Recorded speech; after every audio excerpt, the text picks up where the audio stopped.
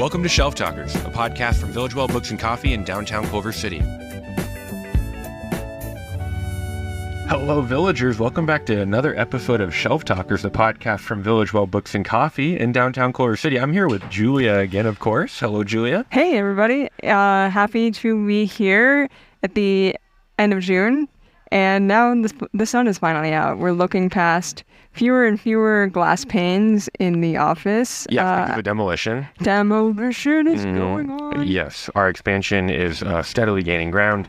So if you walk by our shop, you'll see our next door neighbors are no longer our next door neighbors. Yeah, that sick and cool furniture is now gone, and in its stead is a wall of dust from demolitioned drywall that you have to bat out of your eyes, but beauty is on the way. Sometimes what you want is on the other side of something that's hard. Yeah. So I'm happy that the sun's out, happy that the demolition is going on, and happy to be hanging out with everybody. And we're happy when people tell us in the store, as happened literally this morning as of the day we're recording this little intro segment, that somebody came into the store and told us that not only had they listened to the podcast that day, but that their adult son, was in the car and they were listening together and having a good time. And that was just a really beautiful story of somebody telling us that they liked the podcast, that they're enjoying the podcast. And it was sweet because Julia and I, ironically, the one day a week where we're both on shift together, we're right there to receive this beautiful praise. And then she was like, wait, I recognize your voice. Are you the people from the podcast?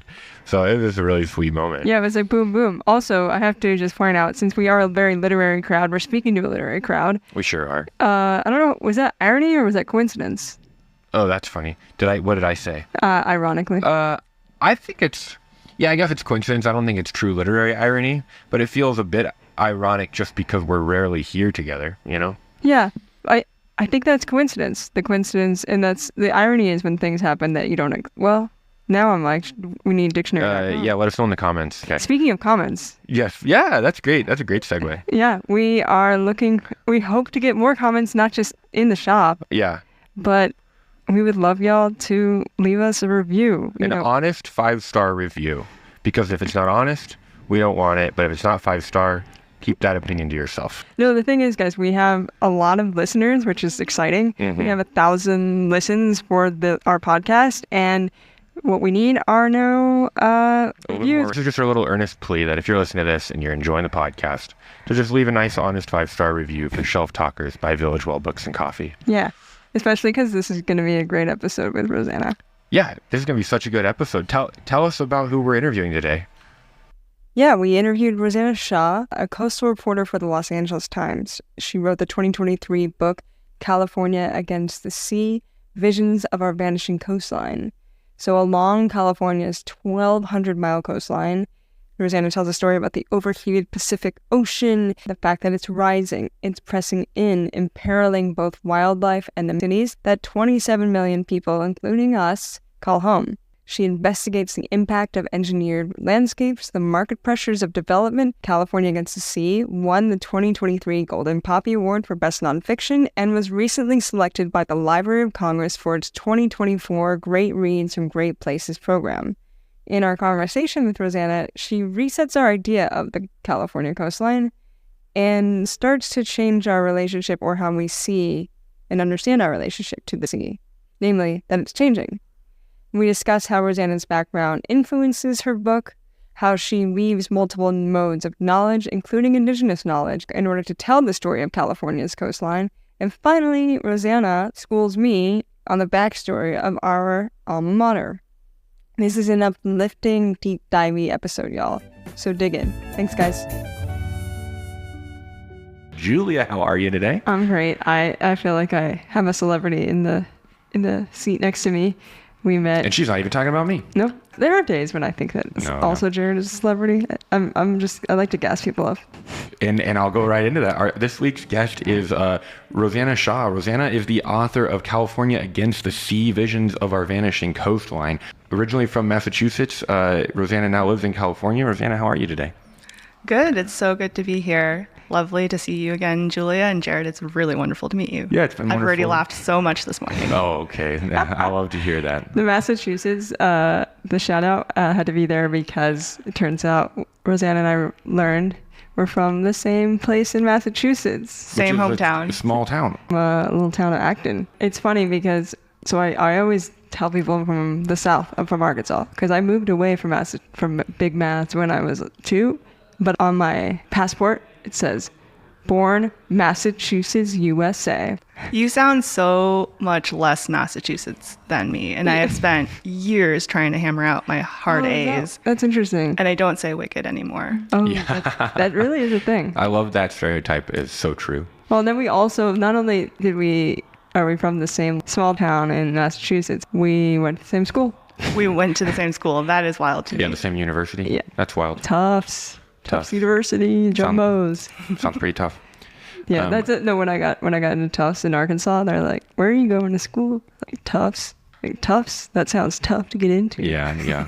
I've heard that joke a lot all the time. Did you get that in Massachusetts even? Not in Massachusetts, but when I was out in LA. And I feel like when I first moved out here, a lot of people had not heard of Tufts, and now a lot of people have heard of Tufts. And the tough joke makes me feel better. Happened a lot. Yeah. What's the tough mascot?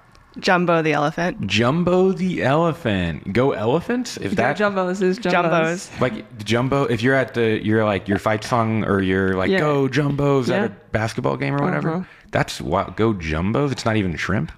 Well, it's one elephant. Jumbo the elephant. P.T. Barnum. Wow, I am channeling my former tour guide. I'm activated right now. Were you really a tour guide? Oh, I was for a very long time. Reporter, I love that. But Jumbo the elephant, I mean, now as a reporter, I'm like, wow, I should fact check all this before I perpetuate this story that I used to tell all the time on campus tours. Baby elephant on the rail tracks, and Jumbo the elephant was like, no, and pushed the baby elephant out of the way and got hit by the train. Are you serious? Yeah. And so when Jumbo died, P.T. Barnum donated Jumbo the elephant to Tufts. The literal carcass. And it was taxidermied. Yeah. This is recorded this in the movie. This is actually a podcast about Tufts. Yeah, this is Tufts. They'll appreciate this. I don't know how that relates to your book, but I think I can do that. We can pretty easily. Let's get this. Jumbo is the elephant that saved the smaller elephant. I mean, so there's a sacrifice of even like a preservation and environmental preservation that is really baked into that story, which really pertains to your book, California Against the Sea, which won the 2023 Golden Poppy Award. Would you be willing to write a shelf talker for California Against the Sea? So this book, begins as an exploration of how sea level rise might force us to radically change all that we love along the California coast. But, keep reading and you'll quickly realize at its heart, this book is an examination of all the systems, social, political, and economic, that, got us into this situation in the first place. And ultimately, it's an examination of our capacity for change and to be imaginative. And, people from all over have told me that this book truly changed the way they looked at the shoreline, not just the California coast, but any coast, and that it really expanded their appreciation for what it means to live at the very edges of the sea. So yeah, I should add that this book is not all doom and gloom. I think that's one of the first questions I get from folks, like, oh, I don't want to read another depressing book about climate change. And I would say I find that kind of climate change book to be extremely unproductive. And I have been really touched to hear how many people have told me that they love, the poetic nature of this book and how much they've appreciated the glimmers of hope and inspiration that is woven throughout this journey that you go on when you read this book. Yeah. I love that. Yeah, I do feel like climate change is so easy to be a doomsday vibe and then just turn into apathy. So I love that you had that passion to make sure that. And to me, this book, California Against the Sea, it's a reporting, but it's a sociology. It's story after story about people. There was a story about a community. It was a town that's essentially underwater, and the folks there were just like trying to reconcile with the fact that their property, their house, where they lived no longer was essentially valueless. How did you see people change their mind, and how did you yourself start to change your mind as you were writing the book? I love that question, and I feel like I could take that in a couple directions. So I'll start as a writer. So I think that what you just asked is a key question that a lot of folks in climate communication often wrestle with. And, something that I think about as an environmental journalist is like, when I write an article, am I preaching to the choir, or am I trying to bring more people into this issue that they are not necessarily thinking about or believe in. Where am I starting on this like ramp of onboarding someone to the issue? And I think that comes down to the language that you use and kind of recognizing where a person's at and meeting them where they're at. And so, I have a colleague in Florida, and maybe signaling in the headline in the first 5 paragraphs of your article that this is a story about climate change is not the way to onboard someone in Florida about it. But if you're like, this is a story about how it's been more than 100 degrees for the last 12 days, and this has never happened before, or has been happening with increasing frequency, or like this is a story about how places that used to not flood are now flooding even when it's not raining, even when it's just completely a sunny day during the summer. That might be one way to onboard someone. I think that in California, the debate and the level of denial is in time. How much time do we have? I think a lot of folks might say that this is something that we should have been talking about 30, 40 years ago. And then there are people who truly say, this is not in my lifetime. Like this is all premature. We don't need to talk about how we have to adapt all the ways that we live. And then I, talk to folks who really say that this is not an issue in our lifetime. This is premature. We don't need to talk about moving. We don't need to talk about what the future is going to look like, because this is something that will be a century from now. And so for me, like navigating kind of this element of time is something that I have deep empathy for. And so for me, the awareness of like, where do I start the conversation often starts with what time frame are we talking about, rather than is climate change real? And I think to answer your question from one more angle, kind of on the communication standpoint, I do think a lot about kind of what emotion I'm bringing to this conversation. And I think you put 10 climate journalists into a room and they'll have different answers. But, some people think anger is an activating emotion. Some people think really kind of conveying that urgency and being not alarmist. I don't love that word, but sounding the alarm is really, really important. And that has worked in some spaces. But I would say that for me, I think it's important to balance this need for urgency, because if your piece or your book is not urgent enough, people can put it down and then go think about something else. Sure. But if you don't put any hope into the book, that leads to the sense of paralysis and grief and anxiety that I'm starting to see in a lot of folks. And that is also deactivating, and that ultimately just shuts someone down. And so I think balancing that level of like urgency, this is an issue of now, and also sprinkling in the right amount of hope and a sense of duty to not look away from this issue has been really important to me. Well, it sounds like you've got especially from your reporting, it feels like such a people-centric orientation that you're filtering it through. Like even that example of somebody who might not really care or not want to care, and how do you onboard that? It's like seeing that it's a people-focused emotional story rather than just a series of facts of we're not doing enough. And it seems that's like a really good that's word. just a massive People-centric. Yeah, it feels like you've written it in such a people-centric way that is empathizing with. Yeah, we all have these struggles, and this is another struggle that it stinks that we have to deal with, but we do, and rather than see that as this abstract externalization, but actually trying to keep that together. Thank you. I mean, you're helping me refine my elevator pitch right now. I'm going to spin it and say this book is for anyone who's ever been to a beach and loves the beach, because I think it is. It really That's is. great. Because this is not a book just about sea level rise. This is a book about our relationship to the ocean and to the coastline, and recognizing that it's not just about people who have the luxury of living by the shore. It's for everyone who has ever gone to the beach and wants a say in the future of this landscape. And this landscape, the California coast, is truly one of the most iconic shorelines in the world. And it's a shoreline that belongs to everybody. It's enshrined in the California state law, but also just, I think, part of our identity and our connection to this landscape is just it's so wild to me. Like every person that I talk to for this book in the course of my work has a story, at least one story about the moment they fell in love with the ocean, with the beach, and everyone has kind of some kind of kinship and connection to the sea. And I think that's so important to remember that this is a book that truly indexes on our relationship to, the most massive body of water on the planet. It's funny. We have the book right next to us on display, and I was looking out. We have this big window, and I was thinking, like, this book it's not really about sea level rise. It is about something else, and you just described it. It's about our relationship to the sea. What's so visionary about the book is how you structured it around two indigenous, I mean, one is an indigenous myth at the Chumash Island and the Rainbow Bridge. And then it ends with the Kashia? The Kashia people in Sonoma County. And I wonder if, the whole point being is returning to our idea of kinship with the land and our idea of kinship with the sea.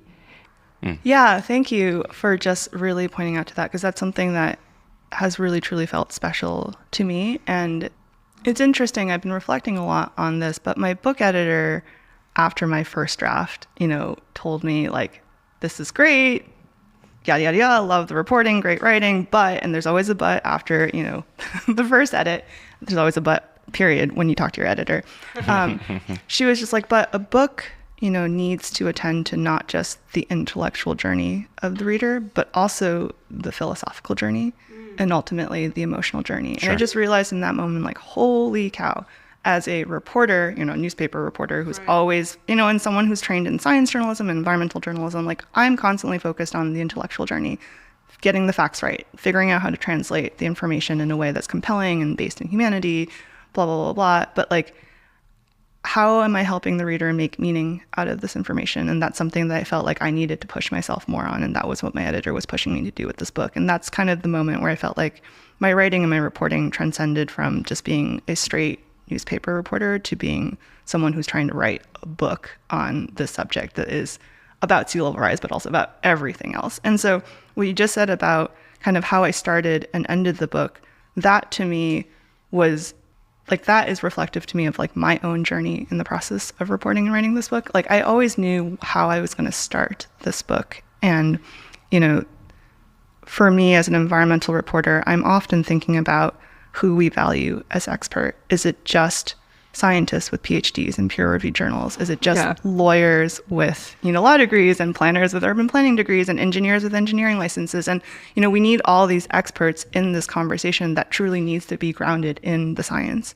But in addition to that, what about frontline communities and their lived experiences? What about indigenous knowledge? And I think the thing in climate and environmental work today is like, there is this incredible movement towards acknowledging these additional forms of knowledge, but it tends to be also like, there's still this like one section in the environmental reports where it's like, here's the indigenous knowledge section that is not in conversation with the rest of the science being laid out, but we're acknowledging it now. And so for me, it was really important to not only bring in indigenous perspectives, but to actively try to braid it into this conversation in a way that is in conversation with each other rather than in parallel with each other. So with the Chumash story, this is one of their most loved and iconic origin stories.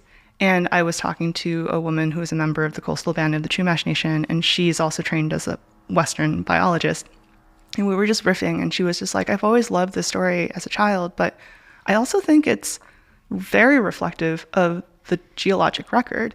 And in that moment, we were both like, oh my God, like, this story is also a data point. It's actually possibly the first ever record of sea level rise in what we know today as California. And I was like, oh my God, that's where I have to start the book. And then throughout, we bring in all these other perspectives. I feel like the book kind of dips in and out of, again, weaving these multiple forms of knowledge and expertise through the book. But for years, I had no idea how to end this book, because how do you end a book about an issue where the ending is still to be written? Yeah, it's ongoing. Based on the decisions that we make today. And so it really gave me chills, and I actually have goosebumps right now. I've been having goosebumps this whole time. I mean, it's a very circular story, in that way. When I finally found myself talking to the former tribal chairman of, the Kashaya band of Pomo Indians, and he's telling me the story with him and his grandma and his, community, I was like, oh my God, this is the ending. And I think there's just something, as I was writing it too, I was like, wow, like, it took me a couple months to really process it, but like, there's something so powerful in recognizing that the book gave the first word to the Chumash, and it also gave the last word to the Kashaya. Mm-hmm. And I think that one other thing, and then I'll get off my soapbox about this. Like, I do think, like, this is your soapbox, right? Yeah, this is a podcast dedicated to your soapbox. We're holding you up on a pedestal. I mean, I will just say, like, something that I, hear a lot when I'm, just in conversation with indigenous communities is this notion that we still so often talk about, indigenous perspectives in the past tense. But Indigenous people are still here today, Right. and they are actively critical to how we move into the future. And so Totally. I think the arc of the book, and again, I'm just like, geeking out so hard because thank you for, recognizing the most special part of the book to me is that we introduce the Chumash legend from thousands of years ago into the present, and we internalize it again within our Western frameworks of thinking and Western frameworks of accepting data. And then ultimately the book ends with an Indigenous perspective that is relevant to the future. And so that really is super meaningful to me. And the cover of it, the cover of Rosanna's book, it has the coastline, and you see houses, and then to have it to open and you're reading the origin story of the Chumash people, it was such a ride, and I really that floored me, and it made me quickly get totally into the story that you were telling.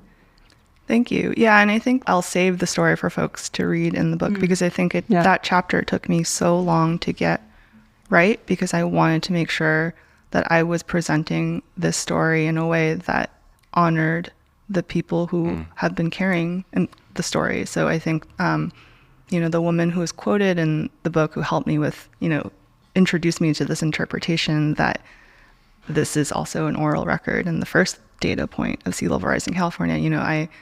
I had her, check the way I phrase things. She shared it with her elders just to make sure that we got it right. Folks have asked me before, like, tell us about the story. And I'm like, well, that's not really my story to tell. And again, like, this book is this embodiment of so many different people's voices and perspectives. And I just feel like I am the vehicle, the messenger to deliver kind of these core. And, I do feel like I'm the person that brought the chorus together. But ultimately, these are other people's. I love that. You brought the chorus together. That's such an awesome idea for telling a nonfiction story in that sense, right? Like, it's an account of a number of different people along the coast. That's what's actually really impressive about the book is, the California coast is so huge. And you even acknowledge the way that it includes Oregon and includes even Washington insofar as it's the coast itself. How did you decide which stories were included and which sides were not? Was that you yourself as an editor deciding, or was that your editor helping you with that? Yeah. First question, did you notice the book was in third person and not first person? Yeah. Maybe bother you is not the right question, but... No, did I notice it? I don't think I did. I thought you are a reporter, so this felt really authentic to your voice. This is all music to my ears because I think one of the biggest challenges at the beginning of this book process was that if you think about it, a lot of books in this genre are written in first person. And I think getting the pitch through that... because a bunch of people told me, because when I was first feeling out whether or not I wanted to turn, a lot of my reporting into a book, everyone was like, "Oh, it has to be in first person." I was going to ask. I didn't think about that at all. Right. But that's kind of like the default, right? And I was like, maybe I can like challenge my inner magazine writer and have a light personal eye in it. And I will say, like, now that I've read so many books in this genre, having the personal eye in the book is like, it's like sometimes when I was like struggling with writing, I was like, oh my God, I wish the personal eye existed, because that's a very easy narrative thread to follow. It's your experience. Yeah. Why are we suddenly in this place in chapter 3? Because the reporter decided to go there. The thing with kind of ultimately figuring out how to write this book in third person, and I was kind of very stubborn when folks were like, oh, like it'd be easier to write in first person. Also, like, this is what the market is asking for, or this is what is of genre, because most books are written in first person. That's how the reader is going to connect with you. And I was like, I am a old school curmudgeon newspaper reporter, and hell no am I writing this book in first person. No one cares what I think, blah, blah, blah, blah, blah. And so I think it really pushed me to find the right publisher who was willing to take a bet on a third person book. And for me, it was like, I really wanted to center the communities, the voices. I was like, no one cares what I think, because you've definitely all read that book where it's like, you're at this beach and you're about to talk about sea level rise, for example, and it's like, oh, and this reminds me of the first time I was at the beach, and blah, blah, blah, blah, blah. And like, I mean, I have almost like a cookbook where you're like, I don't need to know. Not hating on those books, but that was just not the book that I was going to be able to write. You know what's funny? Well, earlier in the conversation, you were talking about everybody has a story in which they fall in love with the California coast. And I was like, oh, should I ask what was Rosanna's story? And then I was like, no, maybe not. And I didn't think about maybe it's because of the way that you've written the book. Well, I love that, I will say ultimately the thing that I I have really appreciated hearing from folks because everyone's like, oh my God, I can feel your love for the coast in this book. I could feel you in this book throughout, even though you weren't there, because I truly wanted to decenter myself and center the people in these stories and the communities and the places. Ultimately, this chorus truly is what I felt like I was able to like miraculously achieve with this book. And I think, to your earlier question, because I couldn't write this book in first person, well, I chose not to write this book in first person, it actually forced me to think more deeply about how these chapters built on top of each other, because you no longer could just rely on the narrative crutch of the personal I. That was the hardest part of the book, and my editor really helped me kind of stitch together a story of this coast that was not centered on me, but centered in what all these communities have to say with each other and for each other. And I think just having this book not feel episodic in like a collection of 13 LA Times articles versus like truly people becoming in conversation with each other about this issue. Very cool. I think that's what makes this such a visionary book, because when you talk about you're not centering yourself, you're not having the personal I, and that's kind of the point. Is I think looking forward in the future, we kind of have to be more humble to nature, right? Like we have to be more humble to, as you said, people that are on these frontline communities, what is the knowledge they have, and like decenter ourselves inside of these conversations about what does the future mean, where are we going to live, how are we going to be together, how are we going to protect ourselves. My editor, Martina, said after, I think, the third draft that she was like, wow, I love how this book has truly become a book that is just exemplifies, radical listening, deep hanging out, and old school journalism. And I was like, oh my God, I hope I can like uphold all of my work to those words going forward. And I just, this is now the reporter in me, but like I also want to acknowledge that for the folks who have written books in first person, that also takes a level of like vulnerability and courage and rawness that I just like do not have, or did not have for this book. So I also just want to honor kind of the incredible books out there that are told through first person. And, I strive to maybe do that one day, but not right now. And ultimately, I think this was the right language for this book and this issue. Yeah. I think moving into the final segment, you talk about in the book, the mindset shift toward looking at the sea, toward looking at nature almost more holistically. For most of human history, pretty much up through World War II, it seems the predominant view of nature was like, how do we protect ourselves against nature so that nature doesn't kill us, essentially, right? And then now we're realizing in maybe the last 70 years that we went too far in whatever that mindset was, and now we're killing it, and now we have to have this entirely different understanding of what does it mean to actually kind of coexist in some way. How would you say is like the paradigm and the mindset that we should, or that you would see us to have toward the coast? Love that question. Big question. Obviously, huge question, and I know there's not an easy answer. No, I think I really love that. And you're getting, I'm just so moved by this conversation because both of you clearly, truly got the spirit and the heart of the book. I mean, what you just said, if you look at the way we built our environment, and let's just, take the Los Angeles coast, for example, and look at Pacific Coast Highway and the way we've built our shoreline, I think we are a generation that inherited basically this notion that we can control nature, and not just control nature, but settle nature.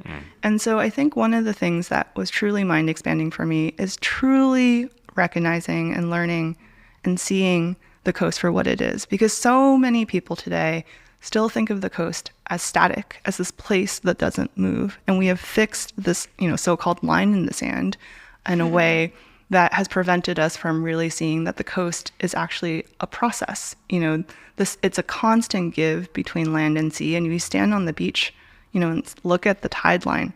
That tide line is different every single time the waves crash ashore. And then you look at Pacific Coast Highway and all the ways we've built our infrastructure. And we have tried to essentially impose this sense of permanence onto an inherently, constantly changing space. And I think to rethink the coast as a moving space rather than an actual physical entity that's carved up by property lines and city boundaries and all this hardened infrastructure, I think is one kind of first radical kind of call to action in terms of just let's rethink what the coast actually is. I'll get a little radical with you guys. I mean, at one point, deep into my writing anxiety and just like not knowing whether or not I'd actually finish this book, I remember proposing a title to my editor called Unsettling the Shoreline. And she was like, ooh, Nice. that's great, but also that's bold. And I think, I'm not asking people to unsettle the shoreline, but what does it mean to reset our relationship with the coast and I to like that. recognize that That's what also- we've built is not necessarily supposed to be permanent? Yeah, I think, and also that is the paradigm. It reminds me of the Wendell Berry book, The Unsettling of Oh, America. that's the book Is that... that totally inspired it. Okay, funny. Yeah, I love Wendell Berry. Amazing. I love Wendell Berry too. Yeah. I will say the other title that I proposed as a joke was that this book would be called California in the Sea by the time I finished writing the book. Oh, and funny. My Funny. editor was like, your book is due in 3 months and you have no choice but to submit it. So That's funny. No, Yeah, but yeah. unsettling the shoreline is a great paradigm to consider, and to, I think, ultimately, if you read the book, to adopt. unsettling, for the record, not just physically, Right, absolutely, but, yeah. mindset wise, because Totally. I think so much of our thinking that we can control nature comes from this settler mindset that once we lay claim to a place, it is ours permanently, and Yeah. that this is something that we Yeah. hold on to forever. And this idea of forever is just not, possibly true to the spirit of what the coast actually is. I mean, as Jared was saying, the whole thing is about defending, it's about controlling, and now it's about something else entirely. Well, it's crazy. I mean, you look at the LA River and like this weird concrete river that used to be a real river that you realize like, oh, they did it because it was flooding, and okay, we got to stop the flooding. And then now it's just not a river. And it's like, wow, do you not think maybe we overreacted a little bit there? And it's just This is crazy true how in New so much Orleans. of it is that overreaction. And we don't want people to die from a flood, but we also need a river. And yeah, there's just so much in that. There are no easy answers, because that balance between flood control and protecting a community versus honoring where water wants to go Right. is this constant battle. But I think Right. that the first step is to see it, to recognize Totally. how we've altered the environment. Because I think so many folks that I talked to in the process of this book and in the process of, now talking to people about the book, just like, yeah, once again, so many people have not actually seen the shoreline for what it is. And I think that's a really great first step that I would encourage all people to do. Love that. And I love that you love Wendell Berry. He's one of the people that makes me proud to be a Midwesterner a little bit, Yeah, so our question is, it's a really simple question. What 3 books would you recommend to our listeners? Oh man, well now I want to say The Unsettling of America if folks have not read Wendell Berry, but like I'm just going to say Wendell Berry is his own genre, so everyone should read Wendell Berry for those who have not. Agreed. I'm going to share 3 books kind of within my genre, like environmental nonfiction. Totally. Yeah, obviously the first one is An Immense World by Ed Yong. He is a writing hero and like the gold standard for science writing. And, this book will completely blow your mind and change the way you think and smell and feel and interact with the world if you have not read it already. And And he's one of the blurbs on your book. oh my goodness, I cried the day he sent that blurb in. And then I that's really called sweet. my editor and then called every single person in my life and was like, Ed Yong read my book and liked it. I love that. Beloved Beasts by Michelle Nijhuis. Have either of you read it? No.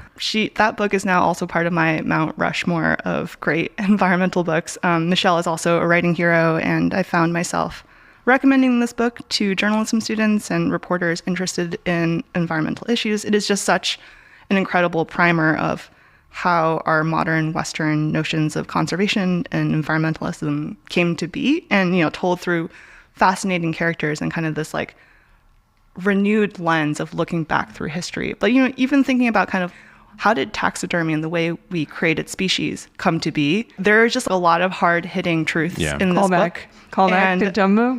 Call back to Jumbo. Oh, so funny. Yeah, and the third book that's coming to mind is Milltown by Carrie Arsenault, and call back to New England. Carrie is also an absolute force, and her book is a reminder to me that you can get anyone to care about any place in the world if you also truly care about the place. And so this book takes place in Maine, in her hometown, and it's just a really beautiful blend of memoir and investigation into, a working class town in Maine that was slowly poisoned by the pollution from the paper mill in town that also provided everyone their jobs, including her family.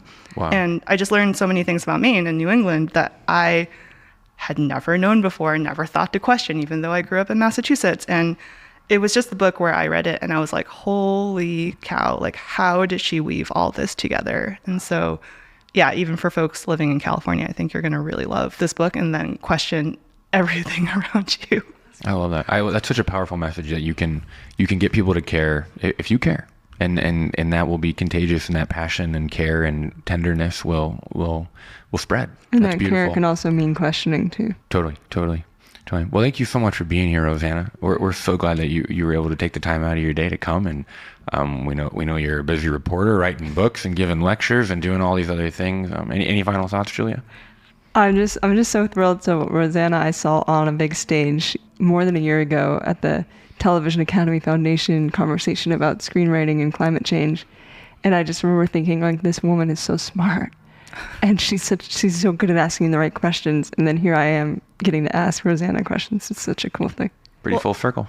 Yeah. Well, thank you both for such thoughtful questions, and I am really moved by how much the book connected with both of you. So, and it really shows in the questions that you asked. So thank you so much. Oh, Thank you for saying that. Well, thank you all so much for listening to this episode of Shelf Talkers with Rosanna Xia. Thank you so much for being here. Come in, grab the book, California Against the Sea, Visions for Our Vanishing Coastline. We've got them in the store. Looking for links to the books mentioned in this episode of Shelf Talkers? Looking for ways to connect with this week's guest? Maybe you want to reach out to us about thoughts or questions for the podcast. For all of that, check out the show notes beneath the episode. You can also order your books online through villagewell.com. This episode of Shelf Talkers is brought to you by Village Well Books and Coffee. It was produced, edited, and hosted by Julia Elizabeth Evans and Jared Cassabon, and our theme music is from Noah Vickland. See you in 2 weeks, and keep reading.